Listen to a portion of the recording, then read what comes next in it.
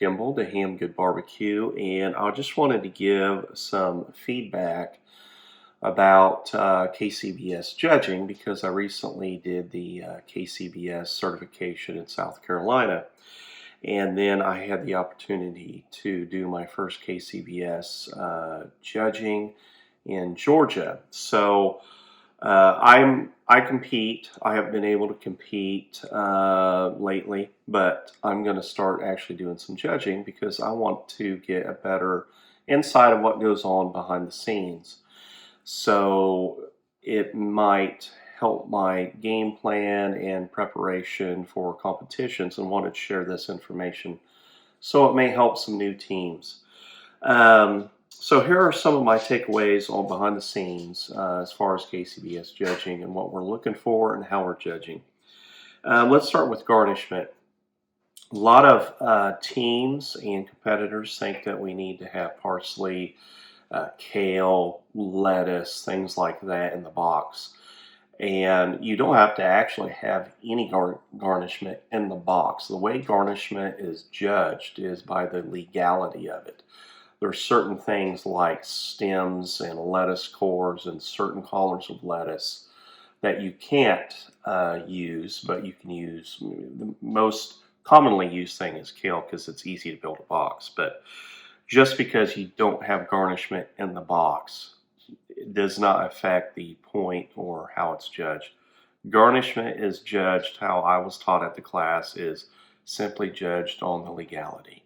So if you have a stem or something sticking up, or it's not quite as pretty as the way you think that you might want it, trust me, the way the boxes were presented to us, it's very hard to nitpick and look at each and every little thing that you have for garnishment.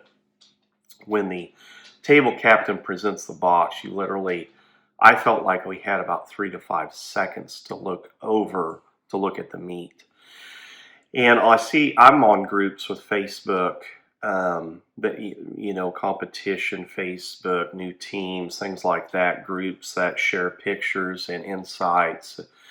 And I see people just getting kind of railed because their chicken, it might be turned, or the ribs might not be perfectly uniform. You'd be surprised that when you're sitting there at a table with six judges, and the table captain is laying out the boxes, and they're presenting that, it's not sat in the middle and y'all get to spend 20, 30 seconds looking at everything. It's actually relatively fast. So we were taught, look at the box. Does it look delicious? Does it look like something that you would buy if you were at a restaurant?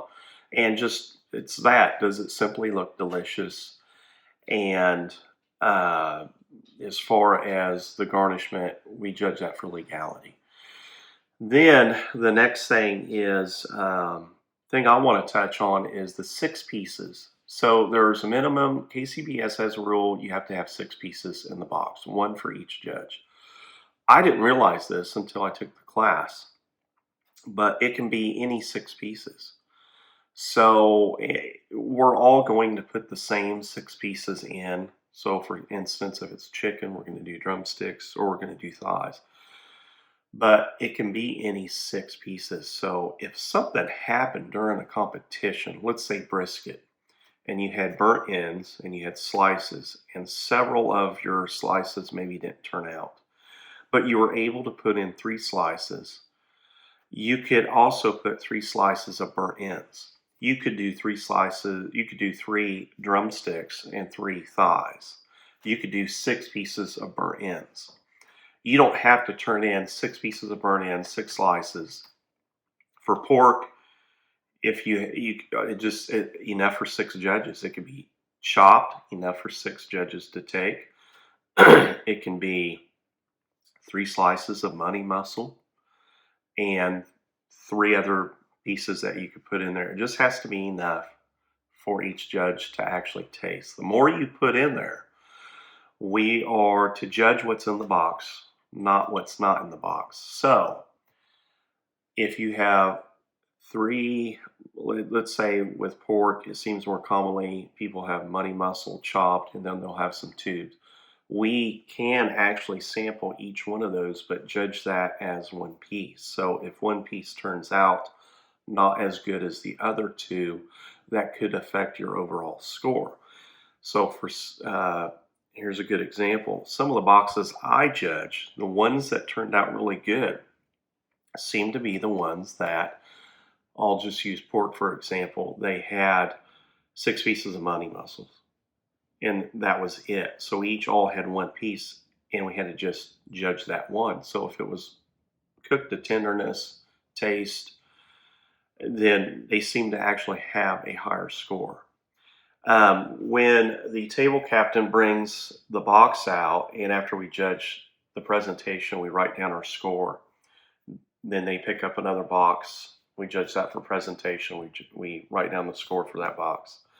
After that, then the table captain passes around the box, and we take a piece out, and we lay a piece down on the KCBS judging sheet. We don't compare each piece.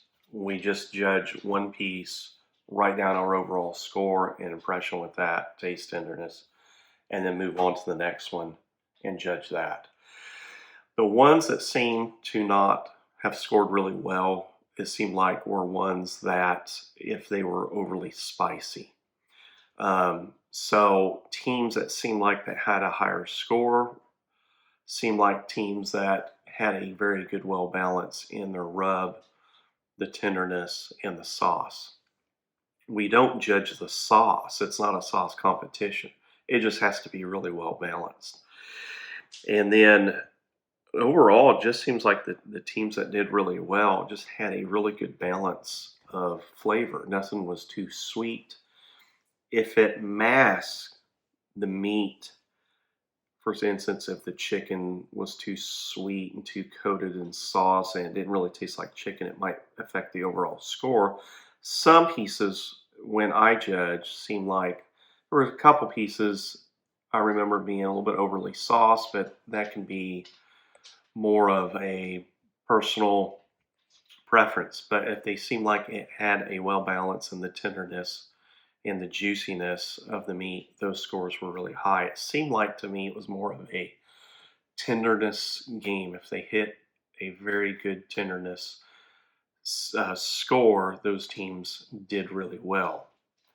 So um, that's really my overall take from what I gathered from judging. I hope this helps some of you new teams.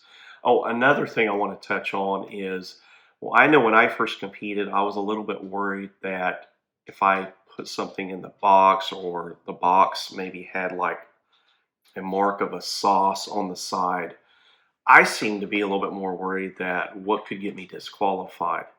What I found out in the class was that only the KCBS rep that is there overseeing the competition can actually disqualify a team.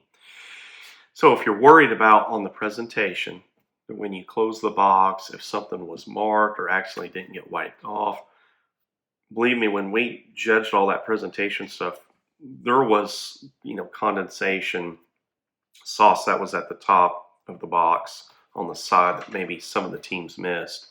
And it could have been just because they were in a hurry. We really paid no attention to that. Only a KCBS rep can have that brought to their attention by the table captain. Believe it or not, the table captain actually provides a lot of help and guidance in some things that maybe a judge didn't quite catch or miss or needed to be brought to the KCBS rep. But don't let disqualification even be in the back of your mind. My first 2 comps, I was a little bit worried about it, but only a KCBS rep. And there's rules and regulations that KCBS has on their website, so it does a really good overall view of what the team should follow, as well as the start when we're getting ready to judge, when we're at our tables and we're at our seats waiting for the first round of judging to start. They play a reiteration of the rules and what to look for, the tenderness, how it shouldn't be mushy, how the meat should, for brisket, pull apart, how pork should be very tender when you bite. It leaves a nice clean bite, especially on a money mussel. that sliced or chopped should be very tender and moist. Let me touch on another one, the bite through skin on chicken. When skin is placed on chicken, you judge that whole one piece of chicken. You actually don't judge on the bite through tenderness of the skin. If the skin came off, you judge the skin and you judge the meat. I think just being in competition and as competitors, we've kind of zeroed or backed ourselves into a corner as obtaining the perfect bite through skin. And there's actually no rule. When I was studying in class, I asked that question about bite through skin. There's no rule that it should be bite through skin. It's just that if skin is in the box on the chicken, it's to be judged. Some teams actually turned in chicken with no skin if they felt like that skin, if it was to come off, it might ding them. People got scored down on that if the skin was maybe rubbery or hard, which plays through to the tenderness and taste aspect. So that's my takeaways. I hope that helps some of the new teams. I know it's helped me understand the judging process and seeing what comes through. So I wish you all the best of luck in your competitions.